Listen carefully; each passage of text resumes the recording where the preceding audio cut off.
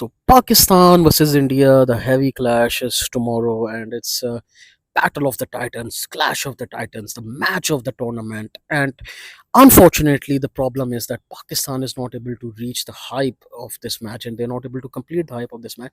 One thing which I have to admit is during the Babar tenure, Pakistan India matches started becoming thrilling once again. If you see that every match when it were played in the Babar Azam tenure was going down to the wire and were finishing in the last over in the last balls. So even I was having a chat with a couple of the Indian fans, and they were saying that in that time they used to say to me that Pakistani team is improving, and they were happy to see that this team is starting to become competitive once again. So Pakistan need to play really well in this match, and then if they want to give a shut up call to India, you have to beat India. If you beat India, if you give a strong statement, if you battle hard, and if you stand against them, definitely you have a chance that you will give them a shut up call, because the media and players, everyone is involving a lot of politics in the sports. And I think that Pulwama statement and Palagram statement that should have not been given by the captain Surya Kumar Yadav. We expected better from him. I think he has a lot of pressure by the fans and also by the board of India, BCCI.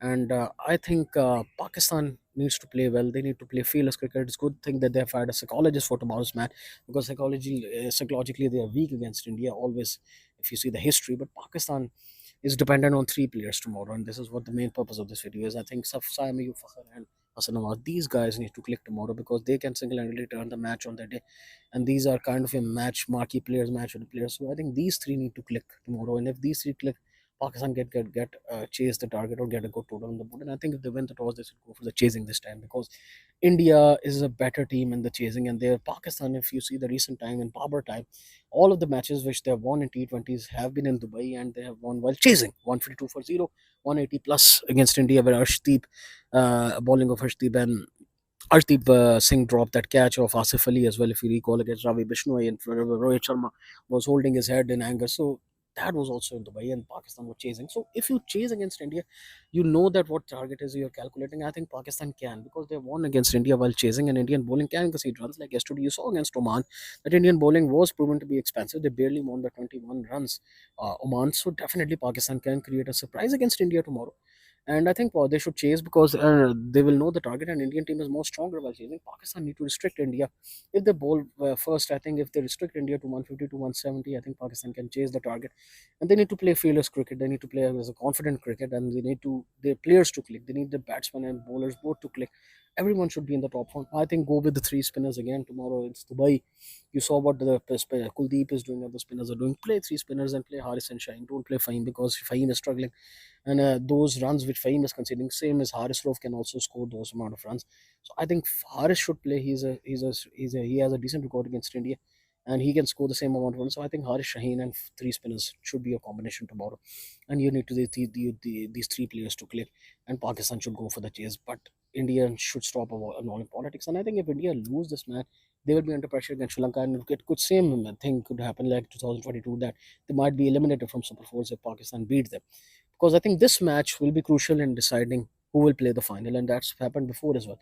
If you see the history of Asia Cup, the Pakistan India match always decides the fate that who will play the final, and I think those one who wins the tomorrow's match will be the one that will be going to the final, because Pakistan on the day can beat all three of these teams. They can beat Sri Lanka, they can beat Bangladesh as well, even Sri Lanka, and I think if regardless of Pakistan, I think the only team which really could stop mathematically and realistically to India from winning this Asia Cup is Sri Lanka, because Sri Lanka has a good coach in Sarvin Jayasuriya.